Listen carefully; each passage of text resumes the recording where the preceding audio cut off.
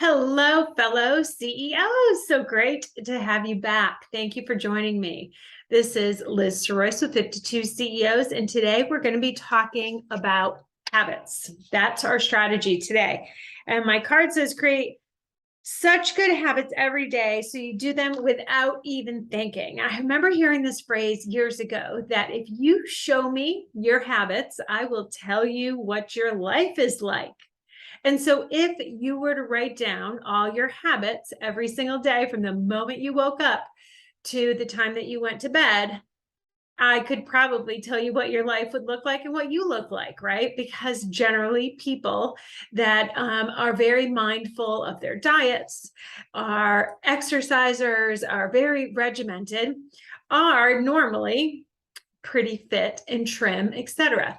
And so they're disciplined. And my hair seems awfully out of control today. And so I wanted to get on and talk to you about how important habits are. I think we all know that they are super important, but also what they are in terms of your daily life, that they're not just maybe biting your nails or whatever you think of a regular habit to be. Getting up and having coffee, your morning routine. What does that look like? Those are habits, right? And when you're trying to change a habit, you probably heard 21 days is the magic number. But I have another one for you. It's actually 66 times. So if you want to condense that, do something 66 times and it will become a habit if it's truly done with the intention of it becoming a habit. Now, of course, that's not an automatic number that the 66th time you do something, boom, it's an automatic habit. That was just a study that was done, and that seemed to be kind of the average number. And especially if you pair it with a good habit. So flossing, right, goes with brushing. You won't really need much time to pair those, because if you brush your teeth every time you brush your teeth, you go ahead and floss, that will become an automatic habit. You won't have to worry about it, right? And if you have something that you do that you don't want to do, let's say every time you get in the car, you smoke. I know that's a really out of kind of a lot of people I feel like don't smoke anymore. I'm trying to think of another bad habit. Maybe every time you walk in the house, you open up a soda or a beer or get a cup of coffee, whatever it is. Break the cycle, right? Plan it. So before you come in, grab yourself a water or have something else planned, so that way you don't fall into that trap. Oftentimes habits are paired with something else. And so once you break that cycle and create a new pair, whatever that good habit is that you want to replace it with. So instead of grabbing a soda, you start off with seltzer water or a pack of gum, or you go for the water, whatever it is. Maybe you do 10 push-ups. It doesn't matter what it is. You have to just switch the pairing, right? Make it fun. Habits can be fun. They really, really can, especially if you set some timers or try to challenge yourself to see the new habits that you can create. Maybe it's learning a new language. Maybe you can start with the habit of doing, an app for 10 or 15 minutes before you look at your phone. Or maybe your habit is getting your phone away from you and starting a different morning routine. So in the evenings, you have an alarm clock and you wake up to an alarm clock rather than your phone. And reward yourself. 2 reasons why people change.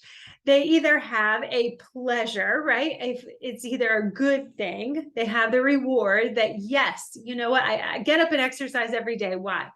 Because I like the way I feel. I like the way I look. And it's who I want to be. I want to be a person that works out every day. I know it's good for me. I want to be healthy. All those things. The other reason why people change or create different habits is pain. I just got a cancer diagnosis. I am hurt. I physically am hurt. So I have to switch my routine to do something else, right? Those are kind of the 2 things, pain or pleasure. That's why people change. And so let's think about some of the different habits that maybe you have or that you want to create. And oftentimes they are associated with Maybe, like I mentioned before, exercise, nail biting, eating well. You always have a salad before you eat, or you order a salad every time you go to the restaurant. Maybe that's your habit. Maybe you have a glass of wine every time you have dinner, and you want to stop that, right? So automatically fill up your wine glass with water instead of filling it up with wine. If that's too tempting, automatically just put your water bottle where normally your wine glass would be. Switch those up. A lot of people getting up early is a habit, and that's amazing because the time that you eat, if you're doing intermittent fasting, and also the time that you wake up, those are internal clocks that you can set, and it does not take 66 times or 21 days. It's amazing how fast you can train your body to eat at a certain time and wake up at a certain time and not be completely exhausted. Some other ones that I want to challenge you on that I have found over the years to be habits of mine that I've corrected or other clients. And number one is complaining. Who's a complainer out there? Hopefully not you. Hopefully you're thinking of someone that's in your life that complains a lot. And that is just a habit. That's all it is. It's a mindset that they have, that they like to complain. And a lot of people do not even realize that they're doing it. Procrastinating is another one. Guilty, have a hard time with things before now. And, a short time ago, back in the day, I really was a big procrastinator. When I was in college and high school, I would wait until the last minute to do things. And it would wreak havoc in my life, truly. And I would miss things, and I would be in tears, and I would binge eat because I was stressed out, or I wouldn't eat. And all these bad habits were forming because, just like all these strategies, habits also stack. So stack your habits. So if you just start with one, don't go crazy. Don't say, oh, you know what? I'm going to create an entire new day for myself today, and this is going to be my new life. Most people are not going to be successful in that. You might be the exception, but I encourage you to start small. Start with one habit, and it could be getting up 30 minutes earlier, or moving your phone to the other room, or as soon as you wake up, you drink a certain amount of water with lemon, whatever it is. Think about the routine that you have and how you want to change it, and you can tweak one or two things, but not crazy. Don't turn your life upside down. Another one is self-criticism. People say this, and I hear it, especially with the young people. I'm so dumb. I'm bad at math. I catch myself sometimes saying the things that I'm bad at, and I keep switching myself, but it's an effort. It's catching the habit and making the reinforcement of the new habit that you want to do, and really rewarding yourself, even if it just is in your brain. So I catch myself if I say, oh, I'm not good at cooking, or I'm always in a hurry. No, I'm working on becoming more and more patient, or more and more time conscious. And so I'm trying my best to be early wherever I go, and really just changing my words, which help your mind, right? And that way it does help your actions. They all work together. And having an attitude of gratitude. And I know you guys are like, please, Liz, know more about the gratitude, but it's a habit.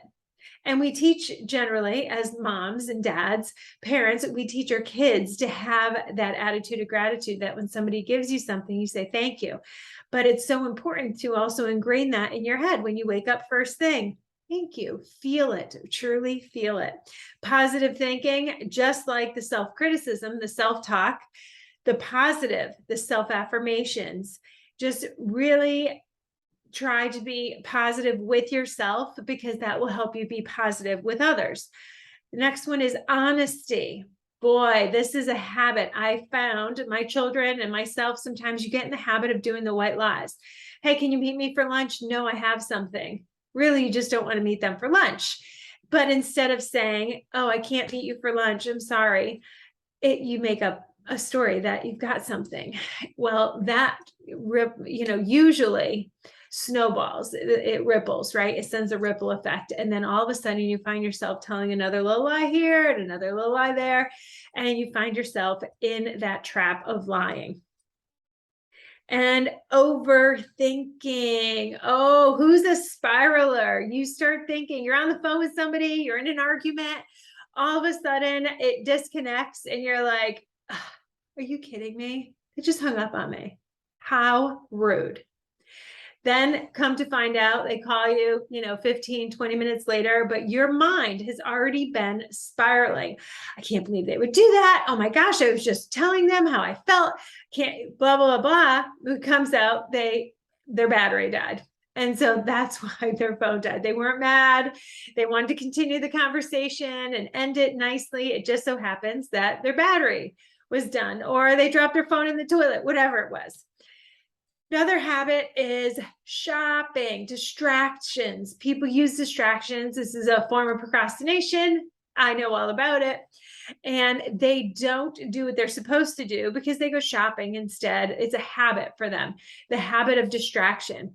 I have a habit that I am working on currently and have for a very long time because I'm not an NBO. You guys know what an MBO is? A natural born organizer.